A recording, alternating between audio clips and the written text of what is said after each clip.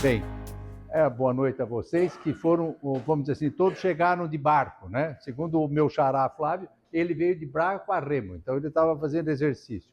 Mas é um prazer muito grande, uma honra, inclusive, esse convite do Instituto Histórico Geográfico e Genealógico de Campinas. E eu também fico honrado pelo convite que foi feito através do Centro de Ciências, Letras e Artes aqui. Tá? Então, são os agradecimentos, especialmente ao presidente, o Adilson, né? E eu fiz questão de agradecer ao CIDES, que sempre nos recebe tão bem. E o nosso assunto hoje é a intersecção entre cristianismo e medicina, tá? Uma jornada histórica. Essa é uma área que eu fiquei muito entusiasmado em pesquisar, e é isso que eu estou tentando trazer a vocês num resumo. Tá? E, brevemente, eu acho que nós também teremos isso em livro. Tá? O cristianismo tem uma história rica e fascinante, me fascinou. Isso se deve porque ambos tiveram um impacto profundo na sociedade e na cultura ao longo desses séculos todos, numa história de 2000 anos.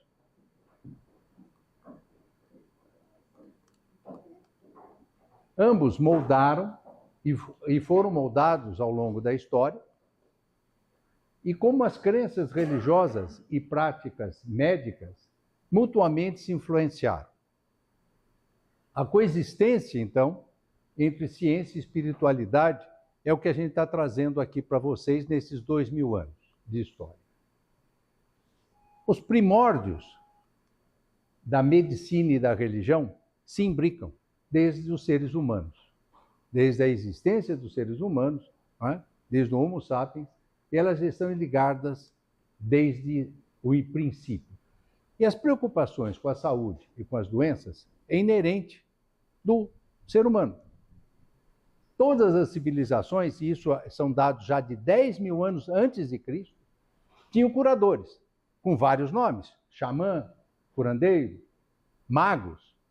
O importante é que todos eles tinham uma característica, eles geravam respeito, confiança e fé. E a procura de templos e igrejas também sempre existiu. Né? O Egito é pródigo nesses templos. E a esperança de todos eles era o milagre da cura, o milagre da vida. Na Mesopotâmia, 5.000 anos antes de Cristo, e toda essa região da Mesopotâmia, nós tínhamos a medicina até lá, tinha aura mística. E os médicos, a grande maioria, era da classe sacerdotal, sempre ligados aos monarcas da época. No Egito, 2.500 antes de Cristo, teve um médico muito importante, Imhotep, que além de médico era vizir do faraó, e ele foi tão importante que ele foi elevado a Deus, até suplantando o deus Tot da cultura egípcia. Às vezes não está passando, mas é que eu estou ficando de costa, é por isso que ele não chama. Bem, mas voltando aqui na Índia, 800 anos antes de Cristo, a medicina já passou a ser menos mágica. Ela passou a ser relacionada a fatos naturais do dia a dia das pessoas. E na Grécia, 660 antes de Cristo, houve uma separação, o início da separação entre medicina e religião. O expoente disso foi Hipócrates, porque ele começou a fazer a racionalização dessa medicina. E qual é a origem do cristianismo? A origem do cristianismo está exatamente no judaísmo. Os judeus, 2.000 anos antes de Cristo, começaram a busca pela Palestina, pela terra prometida. E eles começaram, então, a sua migração da região da Mesopotâmia para lá. Isso levou séculos, eles foram, inclusive, escravizados no Egito, e acabaram mais ou menos no século VI a.C., estabelecendo-se na Palestina, e ali eles mudaram de politeístas, para monoteístas. E o Deus Javé, que aqui nós chamamos de Jeová. E ele Javé passou a ser o único e verdadeiro Deus. Aí, como eu disse, o judaísmo passa de uma religião politeísta para monoteísta, e vem daí os principais escritos religiosos dos judeus. Nesses escritos, o mais importante foi, sem dúvida, o Velho Testamento, tá? Onde Deus era o Criador, foi o Criador do mundo e dos primeiros seres humanos, e o Velho Testamento foi a palavra sagrada para os judeus e, em seguida, para os cristãos também. E Gênesis, o primeiro livro da Bíblia, é muito interessante porque ele traz a história da criação do mundo e também a história de Adão e Eva no Jardim do Éden. Por que é interessante? Porque é nessa história da criação que tem dois atos médicos. O primeiro deles, anestésico, é o adormecimento de Adão. E o segundo, cirúrgico, a retirada da costela dele para a criação da Eva, a primeira mulher. Então, a medicina já estava aí na Bíblia. A humanidade se espalha pelo mundo e a escolha de Abrão para pai dessa grande nação. E qual foi o início? O início foi o Messias. Então, Jesus de Nazaré, com data de nascimento entre 3 e 6 anos antes do que se espera o ano zero, né? E ele, um carpinteiro judeu, e começou a ser um grande profeta. Ele, aos 30 anos de idade, começa a sua peregrinação pela Galileia, onde ele, que era uma província judaica, uma província romana, e ele passa a ser ali um grande líder religioso. Mas lembramos, ou é importante lembrar, que Jesus era judeu. Então, o cristianismo nasce de um indivíduo cuja raça, cultura e religião era guiada exatamente pelo Antigo Testamento. E ele profetiza um Deus diferente do Deus único dos judeus, que era um Deus compassivo, misericordioso de todos os homens, raças, cor e credos. Ele tinha como princípios principais caridade, amor, humildade, compaixão, sinceridade e redenção. Seus ensinamentos tornaram-se muito populares. Ele passou a ter milhares de seguidores. Muitos deles tornaram-se discípulos e 12 foram muito importantes, que são os 12 apóstolos. Bem, quem eram esses seguidores? Esses milhares de seguidores? Eram judeus humildes, enfermos, necessitados. E tem um dado importante, ele valorizava demais as mulheres num momento que elas eram desprezadas. E aí ele passa a ter uma grande quantidade de mulheres o acompanhando. Nisso tudo, tem um impacto grande desses seguidores, porque ele começa a fazer curas e milagres. Mais uma vez, essa intersecção entre medicina e cristianismo.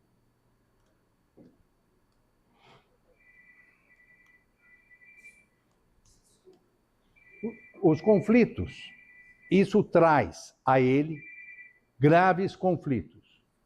Ele passa a ser considerado, por tudo que ele estava pregando, no momento em que as coisas eram bem difíceis no dia a dia deles, ele passa a ser um subversivo religioso, político e social. Além disso, ele era visto como um indivíduo rebelde e perigoso. Por isso tudo, ele acaba preso, condenado à morte por crucificação. Primeiro ele é julgado na mais alta corte judaica e depois é confirmado a sua pena por Pôncio Pilatos. Então, o cristianismo começa aí. Uma religião abraânica, baseada nos ensinamentos de Jesus Cristo, residindo esse cristianismo, essa religião, na fé da vida após a morte e na ressurreição de Jesus. A morte de Jesus trouxe, ou traz, a redenção dos pecados para a humanidade e a garantia da vida eterna, que as outras religiões não falavam. E aí vem o Novo Testamento, onde há a mensagem desse Cristo junto, estabelecendo aliança entre Deus e a humanidade nesse livro.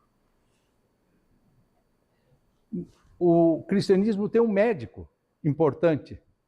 Esse médico, Lucas, ele era grego, nascido na Grécia, na cidade onde estudou também, Antioquia, e passa a ser chamado de Lucas, o evangelista.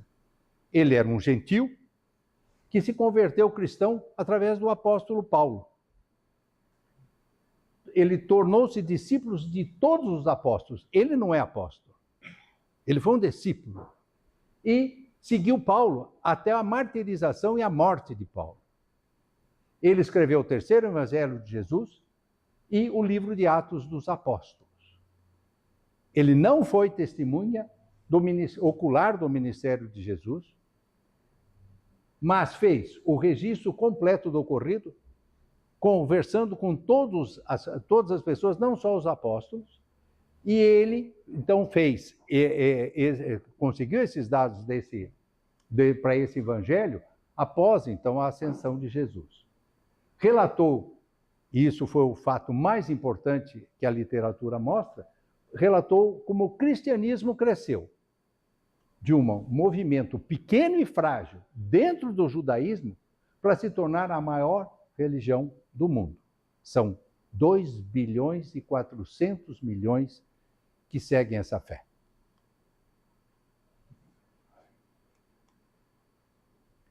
Então, o começo do cristianismo, o que ocorre? 300 anos os cristãos passam a ser. Os cristãos são perseguidos, torturados e mortos. Começa com Nero, quando Roma pega fogo, em 64 depois de Cristo, e ele culpa os cristãos por isso. E eles passam a ser mortos, e são milhares, não se sabe a conta de quantos morreram. Mesmo assim, a despeito da perseguição, eles se multiplicaram. Por quê? Por ajudar os pobres, famintos, órfãos e doentes. Eles cuidavam e alimentavam os enfermos, independente de cor, credo ou raça. Eles davam segurança aos fiéis numa época de desesperança, de dificuldades, e levando a crença da vida após a morte. Os ensinamentos foram propagados por todo o Império Romano e, a seguir, por toda a Europa. E o cristianismo passa a ter uma grande influência na formação da civilização ocidental e, muito importante, participação na medicina. Nesse período dos primeiros 300 anos do cristianismo, nós temos Galeno, médico e filósofo grego, nascido em Pérgamo e fez a sua vida em Roma, porque foi o principal escritor da antiguidade e seu maior teórico. Suas obras foram verdades indiscutíveis por 15 séculos. E isso provavelmente se deve que a sua linguagem era lógica, ética e moral. E ele era monoteísta. Não se sabe se era cristão, mas monoteísta sim. E para ele, havia uma crença num Deus único que criou a humanidade e o corpo humano era a construção ordenada da natureza.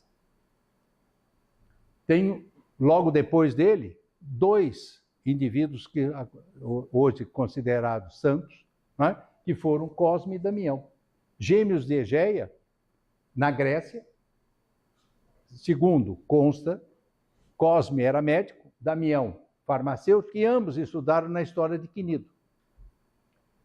E a sua família cristã acabou perseguida na época do imperador Diocleciano, e eles tiveram que fugir, e fugiram para Antioquia, na Síria, onde os cristãos eram bem recebidos, e logo em seguida, essa região da Armênia foi o primeiro país tornado cristão no mundo. Era onde vivia essa família. Eles continuaram trabalhando como médicos e farmacêuticos, e eles tinham o hábito de tratá-los gratuitamente e convertendo esses pacientes à fé cristã.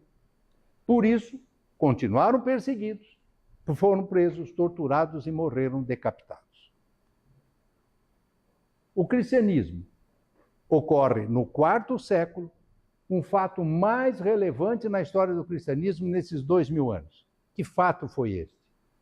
O cristianismo torna-se religião oficial do Império Romano.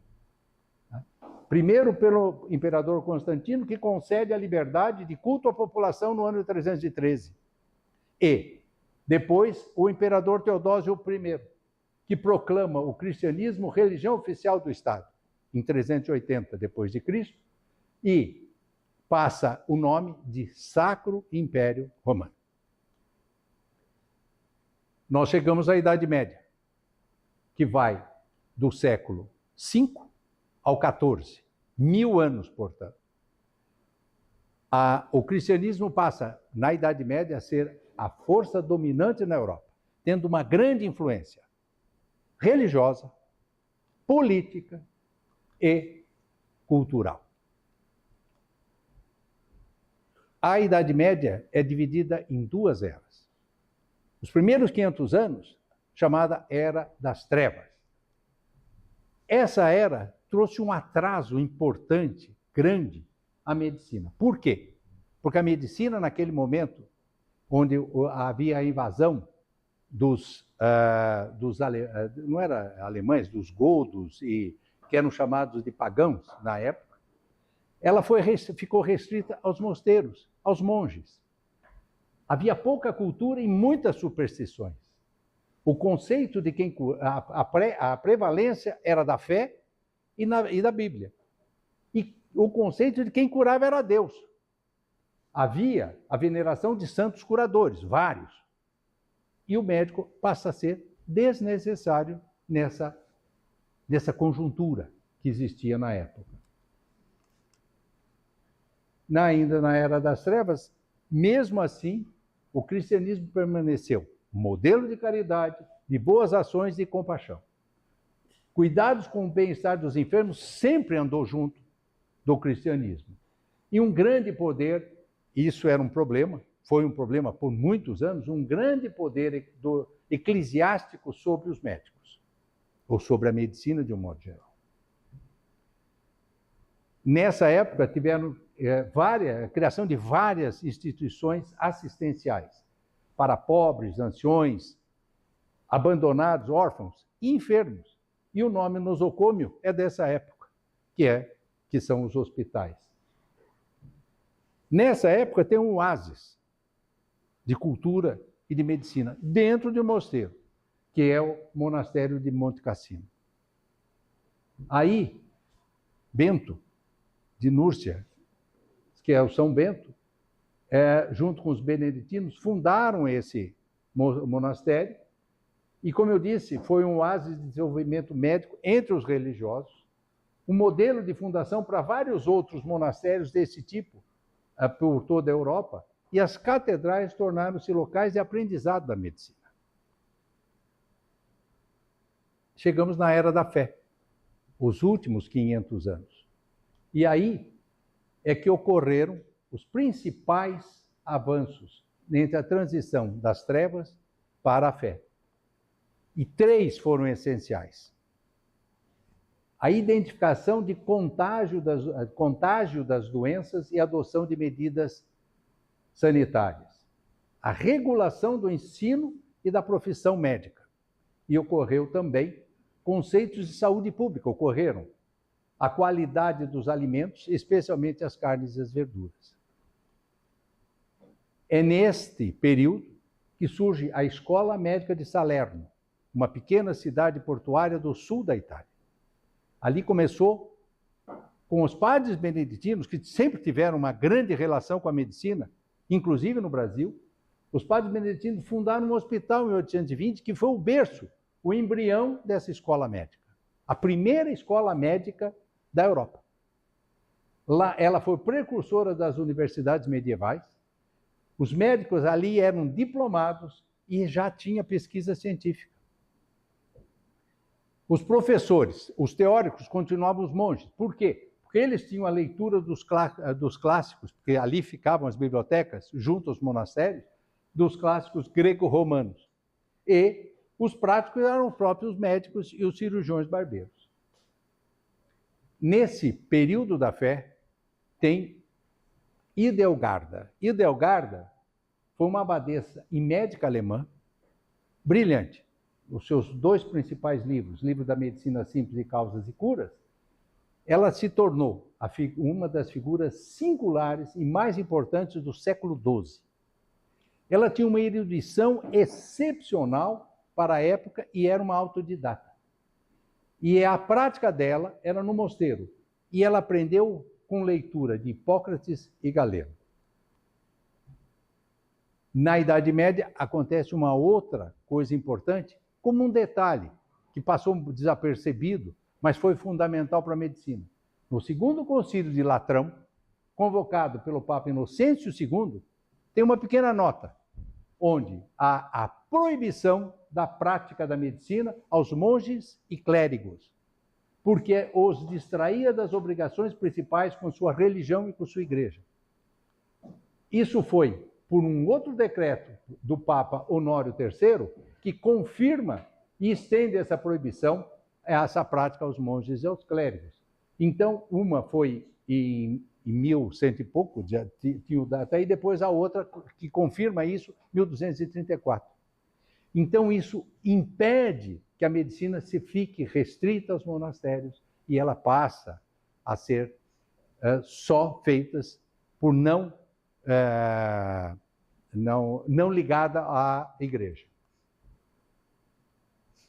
Vem dessa época os hospitais medievais cristãos. A religião impulsiona esses hospitais por toda a Europa. E foi muito importante, dos séculos 11 a 13, as cruzadas. Porque eles, onde iam, tinham que ter hospitais militares, inclusive tinha a Ordem Militar e Hospitalar de São Lázaro, uma das ordens disso, e eles trouxeram para a Europa os conhecimentos médicos árabes que estavam muito mais avançados do que a medicina estagnada da Europa daquela época. Esses hospitais foram exemplos de solidariedade humana, porém, ele tinha um costume ruim, que era de mais de um enfermo por cama. Isso é um grave problema, porque facilitava as transmissões de doenças infecciosas um para o outro. Não se sabia, mas esse era um hábito. Mas o hospital continuou muito importante. Originalmente eram hóspedes, porque eram abrigos e pousadas. E os papas indicaram as suas construções próximas a igrejas e monastérios. Todos eles eram comandados por ordens religiosas. Tá? Vocês vão ver como tem várias. Um exemplo é o Hospital de Paris. É o mais antigo hospital da França. Ele foi comandado por 1000 anos pelas freiras agostinianas. E em 1700, para vocês terem uma ideia, ele internava até 3.500 pacientes mês. Ele tinha 1.200 leitos e tinha 8 médicos e 90 cirurgiões barbeiros para cuidar disso tudo. Vieram as universidades medievais. A primeira, criada em 1158, a de Bolonha. Vejam que coisa linda que está lá até hoje, onde era a aula de anatomia, um anfiteatro de anatomia todo de madeira. Ele tem aqui os vários mestres, como Hipócrates, Galeno, aqui, esculturas dele. Isso foi bombardeado na Segunda Guerra Mundial e depois reconstruído. foram mais ou menos 2 toneladas de bombas que caíram aqui, mas aqui, olha, a Bolonha está... A universidade foi reconstruída. E depois dela vieram Pádua, Nápoles, Montpellier, Oxford e assim por diante, Salamanca na França, na Espanha. Bem, as universidades medievais tornam-se santuários de instrução e de cultura. Os professores tinham conhecimento teórico e prático, e o ensino médico, nessa época, era de 7 anos, hoje está de 6. Aí renasce o estudo da medicina num curso regular. E há o redescobrimento dos livros e dos médicos clássicos greco-romanos. Vamos para a Idade Moderna. Na Idade Moderna, século XV a século XVIII, aí entra o Renascimento, aconteceram mudanças profundas no cristianismo. 3 chamam a atenção: epidemias europeias, a secularização do ensino e a reforma protestante. Quando a gente fala das epidemias, por que foi tão importante? Século XV, a peste bubônica, que começou no século XIV e dizimou a população europeia. 1/3 da população morreu, mais de 25 milhões de pessoas.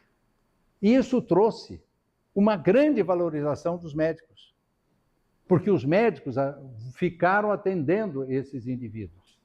E aos cristãos, porque uma boa parte não fugiu da peste e lá ficaram para ajudar os afetados. E a secularização do ensino? A maneira de explicar isso, século XVI, é o quê? É o conceito de secularização. O conceito é o direito, certo? Dos estudos e conhecimentos serem passados à população, independentes dos dogmas religiosos. Isso foi muito importante. Houve uma fusão, uma divisão da fé e da razão. E veio a Reforma Protestante, também no século XVI, onde houve o desafio às doutrinas e práticas do catolicismo romano e um impacto grande das tradições cristãs, tanto na medicina como nas ciências. Por quê? No protestantismo foi estimulada a educação e o conhecimento, o questionamento da autoridade eclesiástica se fez muito mais presente, a valorização das ciências e da natureza e as práticas de caridade e de saúde se intensificaram.